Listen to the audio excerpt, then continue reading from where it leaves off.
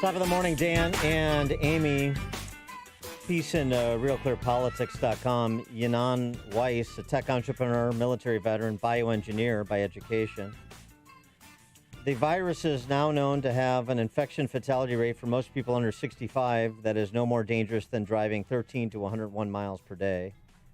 Even by conservative estimates, the odds of COVID-19 death are roughly in line with existing baseline odds of dying in any given year. And he actually charts it. It's useful. I'll tweet this out. The virus features a survival rate of 99.99% if you're a healthy individual under 50 years old. Even in New York City, which reached a 25% infection rate, had 99.98% of all people in the city under 45 survive, making it comparable to death rates by normal accidents. So, what did we do? What are we doing? What did we do? What did we do to ourselves? Even at the peak, in the epicenter of the outbreak in America, New York City still had around 1 in 6 hospital beds open, and around 1 in 10 ICU beds open. Then why did they build the field hospital in Central Park and bring in the comfort ship? Why indeed? And why did we spend $36 million here in Chicago on McCormick Place? Why indeed? For a couple of dozen temporary patients. Brendan O'Neill, our friend over at Spiked Online, he's talking about Britain, but see if you substituted Chicago or America, generally speaking, with the exception of a handful of states, in for Britain, and it wouldn't ring true to you. The role of the citizen in the COVID dystopia is to applaud the state, not question it. Every Thursday night on your doorsteps or your balconies, you must clap for the benevolent state and its gracious health service. Big Brother loves you, and you must love it back. Vast propaganda billboards remind us of this duty, from Wembley Stadium to motorway hoardings to the front windows of the most respectable citizens' houses. The same 3 words loom like an omnipresent reminder to the masses of the only opinion you're allowed to hold in COVID Britain. Thank you, NHS. So in here, it's, stay safe or stay inside, save lives, or some other Twitter hashtag. But it's directionally the same here as Brendan O'Neill describes in Britain, I would argue. James Bovard argues that the political class should be held liable for the decisions they've made. James Bovard, author of 10 books, member of the USA Today Board of Contributors, a frequent contributor to TheHill.com, and a contributing editor for American Conservative, joins us now. James, thanks for being with us. Hey, thanks for having me on. So will the political class be held liable for what they've done? What do you have in mind? As soon as hell freezes over, they'll be held liable. It's a basic problem with this, with the entire response to the pandemic, is that the politicians acted like they had a right to inflict unlimited economic damage based on the data, often secret data, that showed rising death rates, which didn't happen in most places, but there was still vast destruction. I mean, 30, 40 million jobs lost. That's going to be a vast, there's an increase in suicide rates. There's all kinds, there are dominoes falling from that, which we've only begun to see the damage. But it's most unfortunate how easy it was for the politicians to unleash themselves and claim in many places unlimited power. Well, and they run on talking about how it's not over, that the virus is still with us. That's not over. Well, that's true. Also, what they're doing, the damage they're doing, you're describing, is not over either. Brian Westbury, writing at RealClearPolitics.com as well, below 25 years old, the fatality rate of COVID-19 is 0.00008, or roughly 1 in 1.25 million. And yet we've shut down all schools and daycare centers, some never to open again, which of course makes it very difficult for moms and dads to remain employed with childcare issues. And so right now, against the backdrop of that data, we're arguing about whether schools should open. Many of the same politicians you're talking about saying they shouldn't. Well, and it's, there's a bias here because the politicians like power, and most of the media is applauding them when they push the panic button and say we've got to keep everything shut down and basically have people cower in their basements in perpetuity until there's a vaccine or until there's zero fatalities or whatever. It's amazing how the politicians have gotten away with changing the baseline so many times on this pandemic, and it's like they can always pull another rabbit out of the hat to justify their arbitrary power. Yeah, and our mayor here, Mayor Lightfoot, she said she's not going to reopen the lakefront. We're not going to have any concerts or sporting events until we get a vaccine. Well, we may never get a vaccine. What she should be saying is until there's a therapeutic drug that works. Well, yeah, I don't, but even that could postpone things for years. At a certain point, people in a free society have to choose what risk that they're going to take.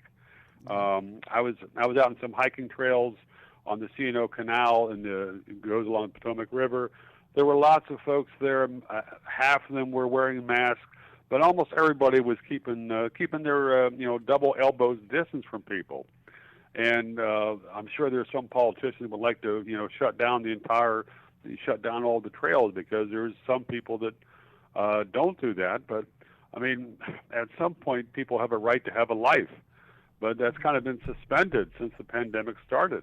I just want you to react to Governor Andrew Cuomo, since he became America's governor during this pandemic, despite the fact that he perhaps made the most egregious and colossally bad decision of any governor, although it's been mimicked by other governors, including Michigan Governor Gretchen Whitmer, and I think maybe by Governor Pritzker. We can't quite get a clear answer on it, which is to send infected people back to the nursing homes in which they were infected. But Andrew Cuomo, over the Memorial Day weekend, admitting some things that turned out not to be true that they thought would be. So there's one set of numbers, we all know the numbers. The question is, at what point do the numbers drop to the reopening threshold? Now, people can speculate, people can guess. I think next week, I think 2 weeks, I think a month. I'm out of that business because we all failed at that business, right? All the early national experts, here's my projection model, here's my projection model. They were all wrong. They were all wrong. I love the innocent bystander routine. They were all wrong, but the decisions I made predicated on that, he has no comment. Right, and this is the governor who justified shutting down the entire state of New York if he could save one life.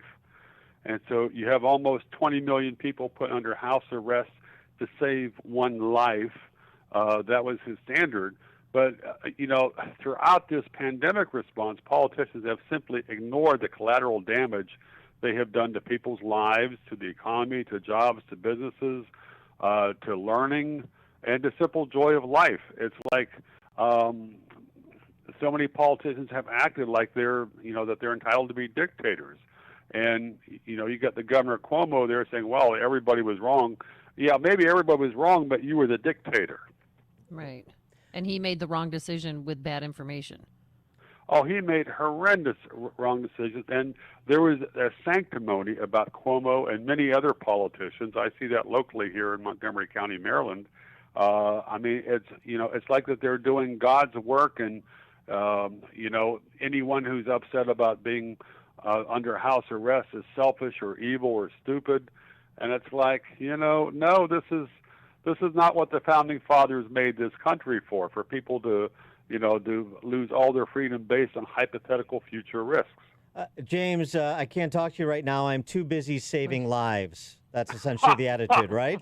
Isn't it? Pretty much, because there's a lot of government secrecy. I mean, the state of Maryland is not disclosing. It's, the politicians like to say, we're basing our decisions on data and science. Well, show us the data and the science. Nope, it's secret. There's so many different levels of BS here. Well, here's something, too, where there's a certain amount of BS that you can't totally blame on the politicians. This is BS that we're feeding ourselves. One of the things I find is, look, any loss of life is tragic. Why we need to restate this. Nobody's promoting the loss of life. But the idea that we normally view the death of an 85-year-old the same way we view the death of a 15-year-old or a 25-year-old is wrong. We never view it that way. We recognize the promise that went unfulfilled when a young person dies in an untimely death. We look at an 85-year-old who passes away and say, lived a good life. It's just a different calculus that we make with the understanding of our mortality, and that seems to have been suspended as well during this. Right, and there's a prism the media is using. There's probably been a sharp increase in suicides among young Americans. I mean, teenagers and others. Certainly, there's been a huge increase in the percentage of people reporting depression or anxiety, which is often precursors to attempted suicide.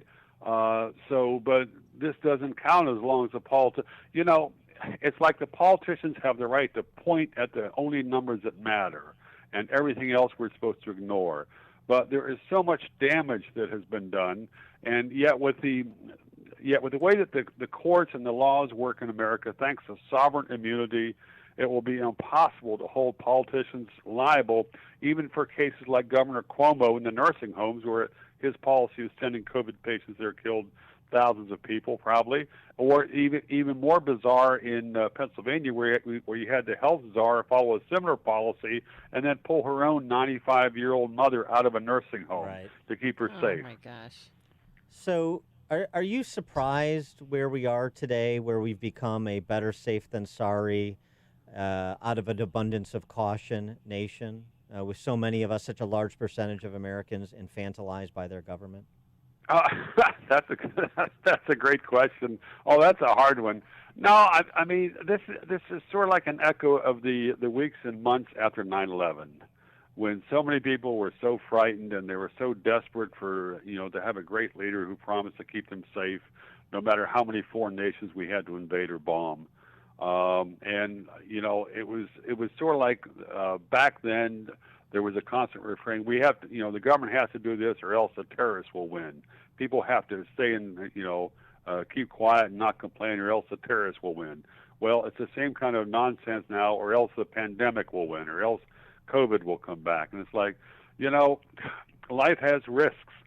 But if you go and destroy freedom based on a group of people who have no accountability, then that's a hell of a risk that you're ignoring. What's funny about that, referencing 9/11, and if you don't do this, the terrorists will win. I recall it was, if we change the way we live, the terrorists will win.